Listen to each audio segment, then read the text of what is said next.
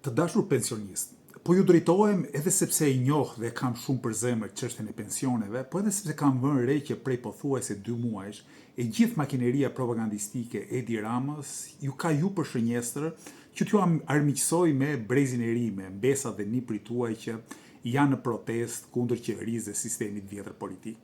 Mesazhi i Ramës për ju është që ju keq jeni, po fitoj protesta do t'jeni akoma dhe më keq. Mirë, le ta shtrojmë çik pyetjen. Sa keq jeni vërtet? Unë para pak minutash takova një bashkëmoshatarin tuaj i cili më thoshte se kishte bërë 40 vite punë dhe merrte 105.000 lekë të vjetra pension.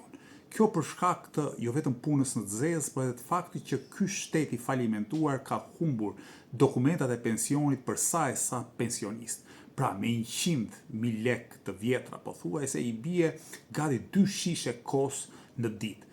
Si mund t'jetosh me kaq para? Nga ana tjetër, statistikat na thonë se çdo pensionist që del në pension këtë vit merr një pension edhe më të ulët se pensionistët që kanë dalë në pension 1 vit më parë, 2 vit më parë e kështu me radhë. Po ashtu, shkalla e zëvendësimit që krahason pensionet me pagat, pagën mesatare, pagën minimale, përsëri ulet vit mbas viti.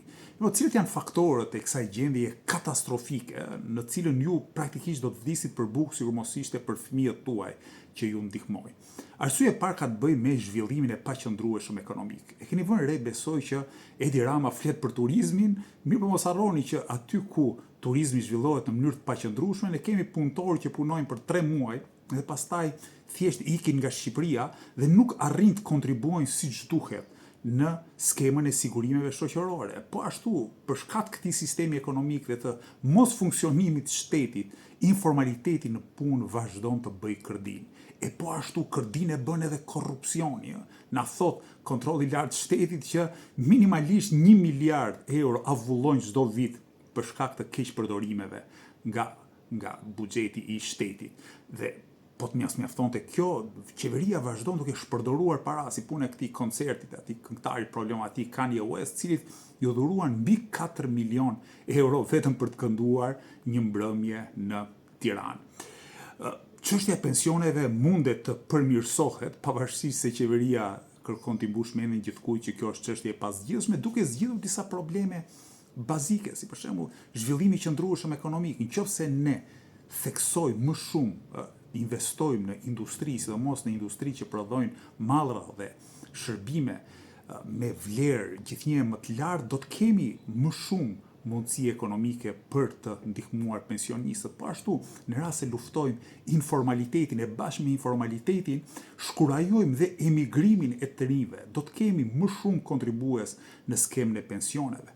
Por ç'është më e rëndësishmja, duke shkulur korrupsionin nga rrënjët, siç po kërkojnë qindra mijëra protestues prej muajsh në Tiranë, do t'i mundsojmë jo vetëm ekonomisë shqiptare, po edhe shtetit shqiptar që të jetë më bujar me këtë stres shoqërore që i ka kaluar 700.000 vetët që janë pensionistët, që jeni ju që keni punuar prej një jete dhe sot jeni jo vetëm të varfër, jo vetëm të vjedhur, jo vetëm të tallur nga qeveria e Edi Ramës, por përdoreni edhe si shënjestra e propagandës më të ulët të kësaj qeverie fundekryet pandershme.